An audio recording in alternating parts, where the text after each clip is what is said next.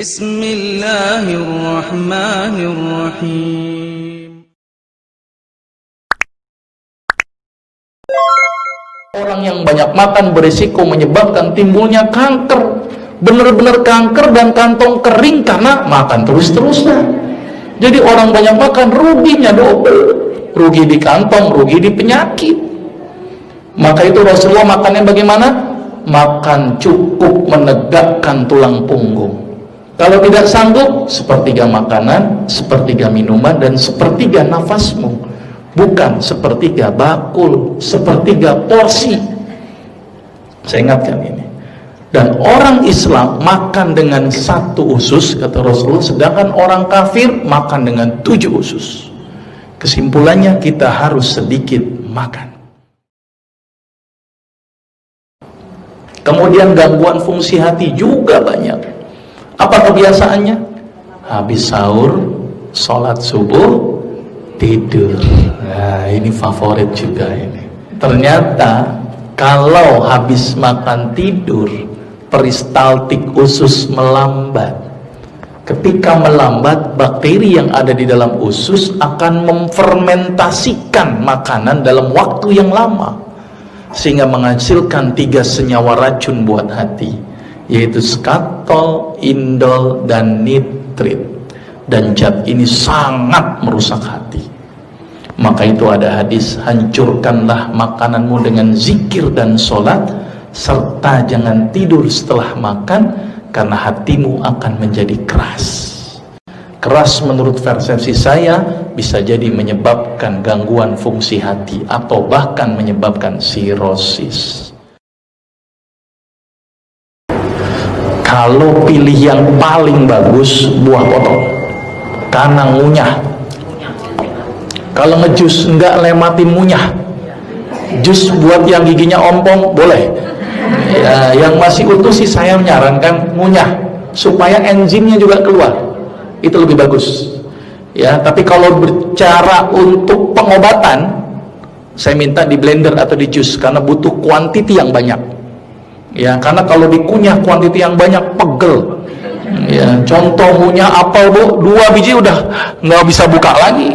Ya, maka itu ada beberapa buah yang memang harus di blender kalau untuk pengobatan. Tapi kalau untuk maintenance, saya menyarankan makan langsung.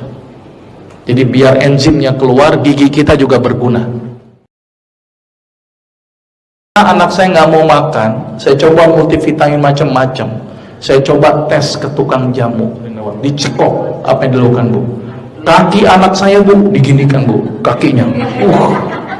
Tangannya tukang jamu dibikinin narik tangan sini, ini sini. Jadi anak saya begini. Luar biasa. Terus jamak begini, dibuka sama tukang jamunya, ambil kain, dimasukin ke mulut, gitu kan? Ditekan ininya rahangnya. Jadi meres itu. Dampaknya apa ibu? Setiap tukang jamu lewat, anak saya langsung ke belakang ambil piring bilangin semua bu, hebatnya itu cepok. Saya nggak tahu ini gara-gara obatnya atau gara-gara pitingnya, saya nggak tahu. Tapi ternyata temulawak itu menambah nafsu makan teoritisnya. Maka itu banyak dijual obat namanya kurkuma plus, kurkuminoid, kurlif, HP Pro. Itu sama aja dengan temulawak atau kunyit. Stres yang berkepanjangan dan berkelanjutan menyebabkan depresi. Jadi stres bagian dari depresi. Bagaimana supaya tidak depresi? Datang pengajian, ya, bersilaturahmi, baca Quran, berpikirlah bahwa hidup kita cuma sementara, ada kehidupan yang kekal. Terus ada nggak dok obat supaya anti depresi? Ada, sedasi dengan apa? Biji pala, direbus biji pala 3 butir, digeprak, kemudian ditambahkan air 2 gelas, direbus menjadi 1 gelas, diminum sore hari, nanti akan menyebabkan sedasi, biar nggak terlalu depresi.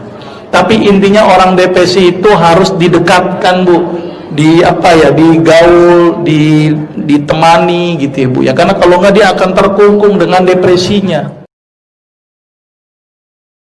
Bagaimana tips supaya suami hot lagi ibu?